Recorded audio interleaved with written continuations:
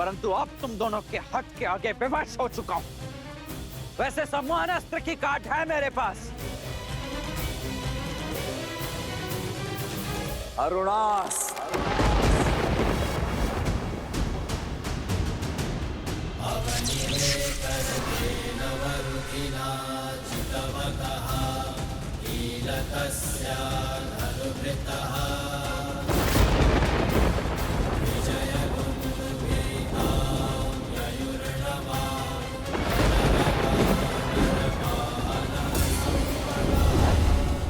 स्मरण रहे लक्ष्मण कि उन बालकों को कोई हानि नहीं होनी चाहिए।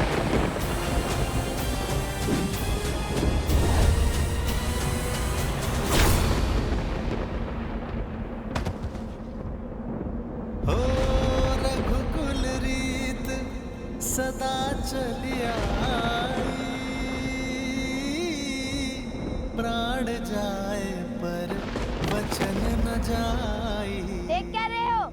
अपना कर्तव्य निभाओ। फिर अपने सेनापति को इसी क्षण ले जाओ, उनका उपचार कीजिए।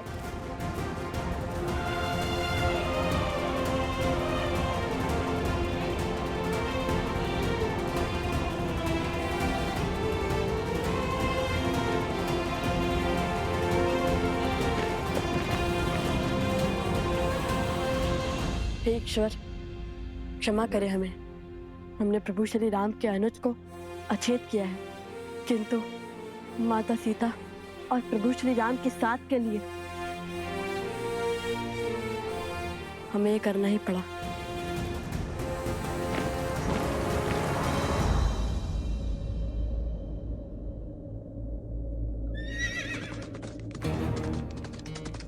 सावधान कुश, लगता है कोई आ रहा है। चलो शीघ्र यहाँ से कहीं दूर चलते हैं, ताकि किसी को भी हनुमान जी और अश्व के यहाँ होने का संदेह ना हो।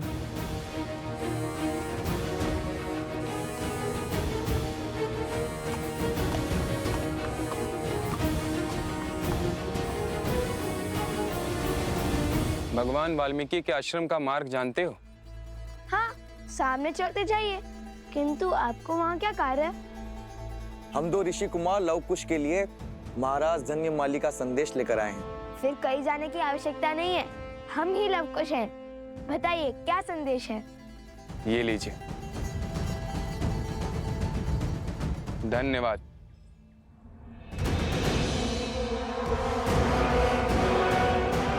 जाओ, जाकर बताओ लव कुश को कि उनकी माता कहाँ है, किस स्थिति में है, ताकि वो उस अश्व को छोड़ सीता को बचाने आए।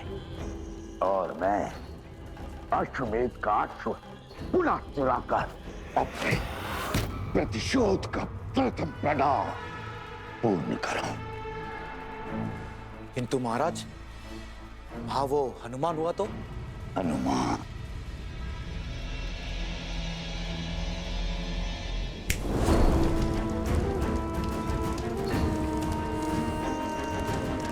अकेले हैं वो दोनों। जाओ, शीघ्रता करो, इससे पहले कि वो वानर लौट आए। जाओ।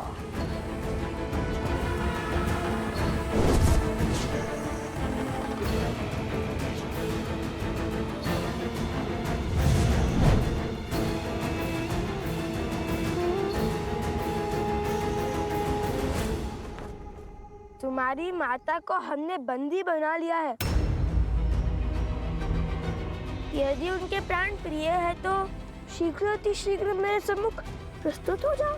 माता, माता, माता, उस दुष्ट का इतना दुस्साहस, जो स्वयं अपराधी को दंड देने में सक्षम है, जो साक्षात न्याय और धर्म की मूरत है, उन शक्ति प्रतीक देवी को वो मूर्ख बांधने चला है। अरे माता का सत्य सुनकर उसके पग तले धरा खिसक जाएगी, प्राण सूख जाएंगे। ये क्या बोले जा रहे हैं हनुमान जी? आप हमारे माता के विषय में इतना सब कैसे जानते हैं? कैसे जानता हूँ? अरे क्या आश्चर्य है, जो तुम दोनों से मिलेगा वो तुम्हारी माता को जान ही जाएगा।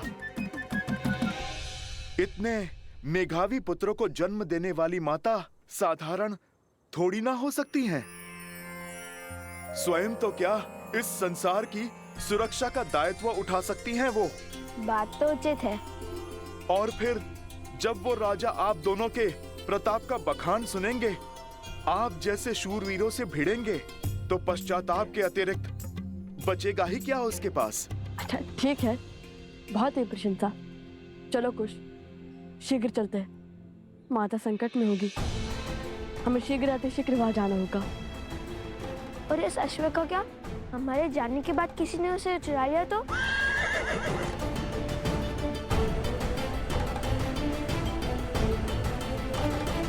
देवी, हम स्त्रियां हैं, पुरुषों से उलझना उचित नहीं है।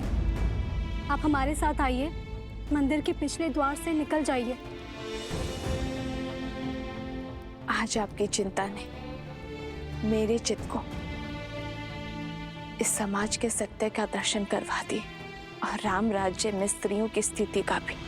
पर ये वो राम राज्य नहीं जिसकी कल्पना श्री राम ने की थी, पर इसी राम राज्य की अगली पीढ़ी इस सत्य को बदलेगी। धन्यवाद जो आप सब यहाँ मेरी सहायता के लिए आए, किंतु निश्चिंत रहिए, मुझ पर आने वाली हर आंच को पहले मेरी ढाल, मेरे पुत्रों का सामना करना होगा। अब मुझे इस दुष्ट को धर्म और राम राज्य का पाठ पढ़ाने दीजिए।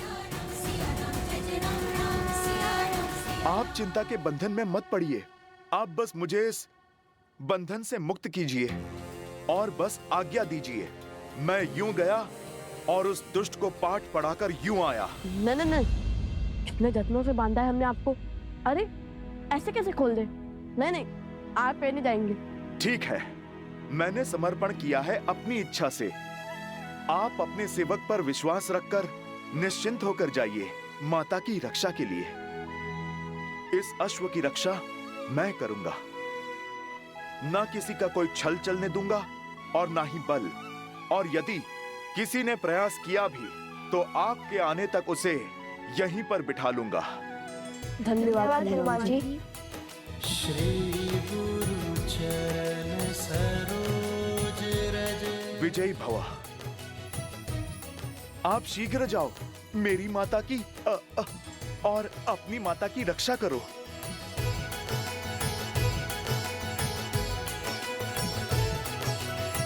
हे प्रभु, ये विधि का कैसा विधान है। एक ओर माता विपदा में है और दूसरी ओर लक्ष्मण भैया और शत्रुघ्न भैया मूर्छा में हैं। न जाने अब भरत भैया क्या करेंगे। उन्हें कभी क्रोध में देखा ही नहीं, पर बल का ज्वार है वो। उनके धैर्य का ज्वालामुखी फटा तो प्रलय आ जाएगा।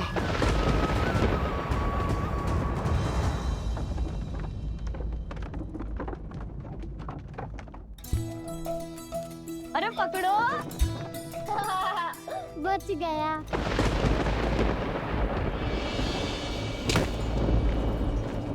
ये कैसी ध्वनि है? भागो, भीतर चलो।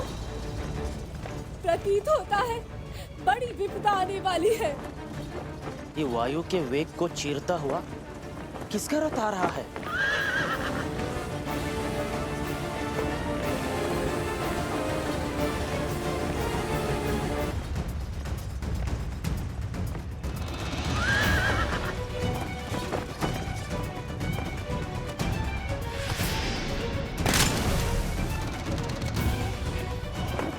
मुख पर चिंता, बात क्या है? राजकुमार तो अश्व को लेने गए थे ना? अवश्य ही कुछ अशुभ घटा होगा, अन्यथा सदा धीरज रखने वाले राजकुमार भरत इतने व्याकुल नहीं होते।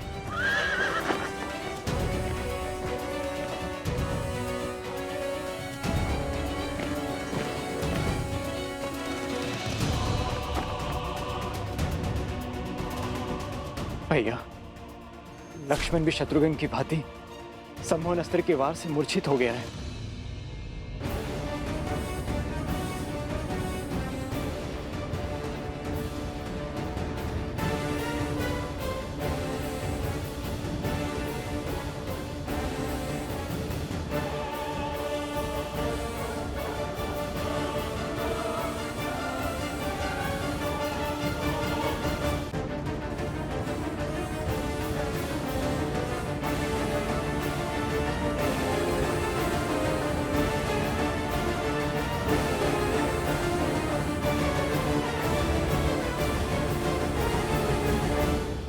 ये भी सम्मोहन अस्त्र के पास से ही बंधे हैं। शीघ्र करो, भीतर लाओ इन्हें।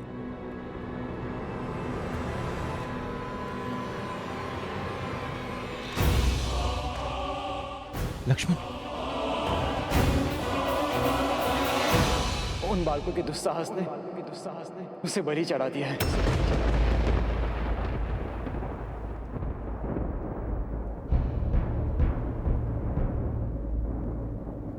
जिन्हें बालक समझकर बार बार अवसर दिया, आज उन्होंने उद्दंडता की हर सीमा लांघ दी। अब मैं स्वयं जाकर उन्हें उनके अपराध का दंड दूंगा।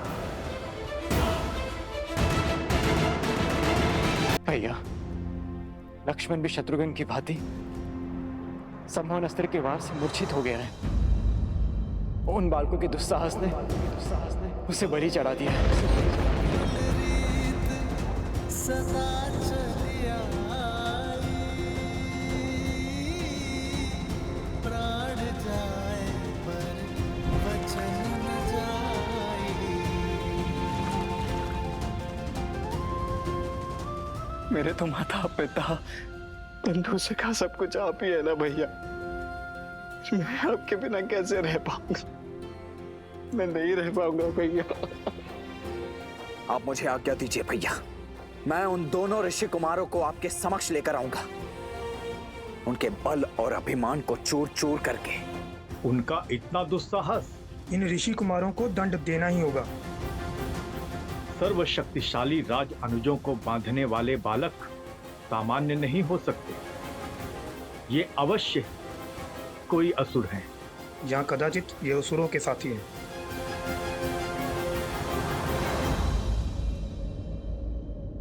जिन्हें बालक समझकर बार बार अवसर दिया, आज उन्होंने उद्दंडता की हर सीमा लांघ दी। अब मैं स्वयं जाकर उन्हें उनके अपराध का दंड दूंगा। जय श्री राम।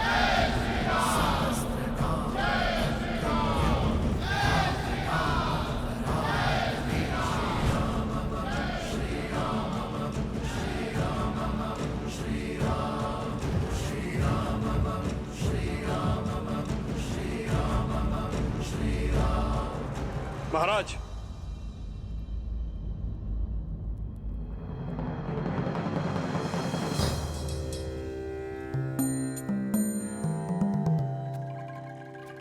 क्या राजानुज भरत के होते हुए आपका स्वयं जाना नीति संगत है?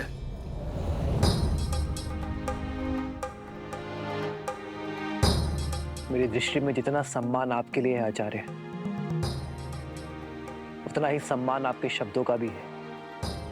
किंतु बात अब किसी भी नीति के बंधन से बहुत आगे जा चुकी है।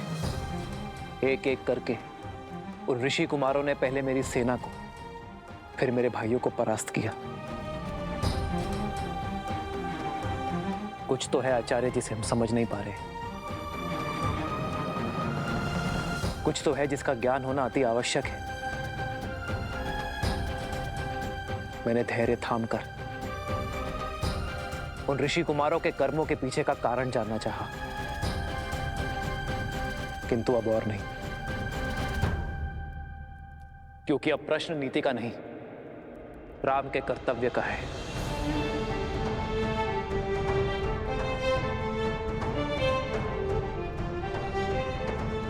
आज जब मेरे भाई मूर्छित पड़े हैं, तो आप चाहते हैं कि मैं हाथ पे हाथ धरे बैठा रहूं, किसी और अनिष्ट समाचार की प्रतीक्षा करूं? नहीं, अब मैं स्वयं इस समस्या का सामना करूंगा।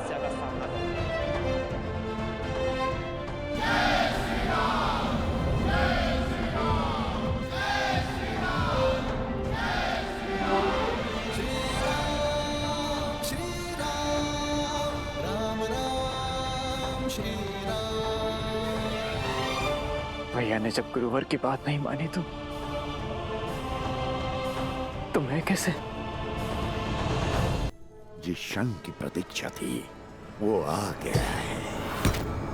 लवकुश अश्व को अकेला छोड़ अपनी माता को बचाने निकल पड़े हैं, किंतु दुर्भाग्य तो देखो, जब तक दोनों वहां पहुंचेंगे तब तक माताजी स्वर्गवासिनी हो चुकी होंगी, और जब तक लौटकर अश्व की सुध लेने आएंगे तो वो भी नहीं बचेगा।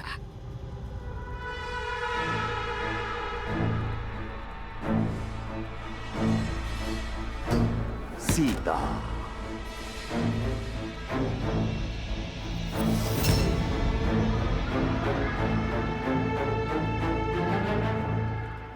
बाणासुर, अपने साथियों के साथ पूर्व की ओर जाओ। अश्व वही मिलेगा। लव कुश निकल चुके होंगे, जाकर मार डालो धर्म के प्रतीक उस अश्व को।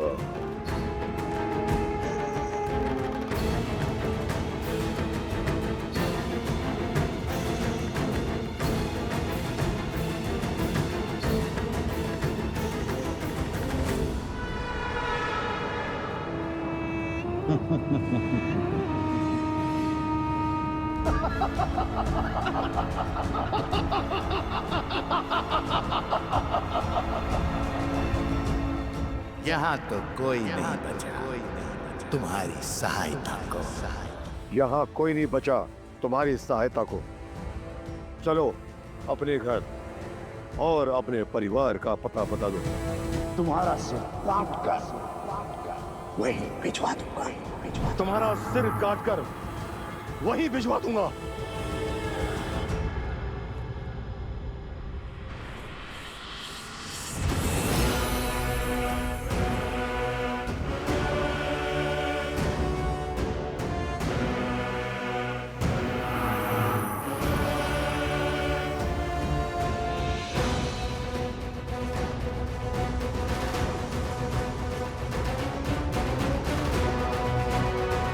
ये तुम नहीं, तुम्हारा अहंकार बोल रहा है। बल से मेरा शीश मेरे धड़ से तो गिरा दोगे, किंतु राम राज्य का आधार, राजा राम का विचार, स्त्रियों का सम्मान और स्त्रियों के समान अधिकार की जलती ज्योत कैसे बुझाओगे तुम? शांति का उदाहरण तुम ही तो बनोगी। तुम्हारा शत विशित शरीर समझाएगा संसार की हर स्त्री को गरिमा और सीमा का पाठ। बल के मद में अपनी बुद्धि का स्वाहा मत करो राजन। इस अपराध के बाद साक्षात श्री राम के अपराधी बन जाओगे तुम। वो श्री राम जिन्होंने एक नारी के सम्मान के लिए लंका का अंत कर दिया था, लंकेश का अस्तित्व तक मिटा दिया था। उनके राज्य में एक स्त्री के प्रति अपराध करके बच नहीं पाओगे तुम। श्री राम प्रतिकार लेंगे तुमसे। बस तुच्छ नारी बहुत तर्क करती है। बस तुच्छ नारी बहुत तर्क करती हो तुम। सैनिकों, इसके शब्द मेरे कानों को बहुत पीड़ा दे रहे हैं। इसका सर काट दो इसी क्षण।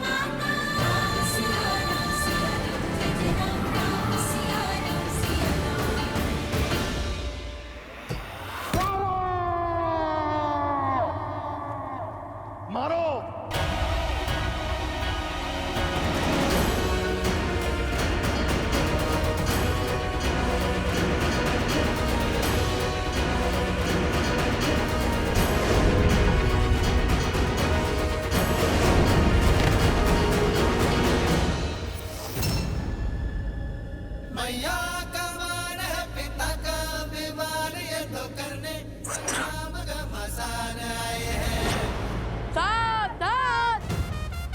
पुत्र अपनी माता के जीवन के उपवन के पुष्प होते हैं, किंतु वही पुत्र अपने माता के शत्रुओं के लिए विषैले कांटे भी होते हैं।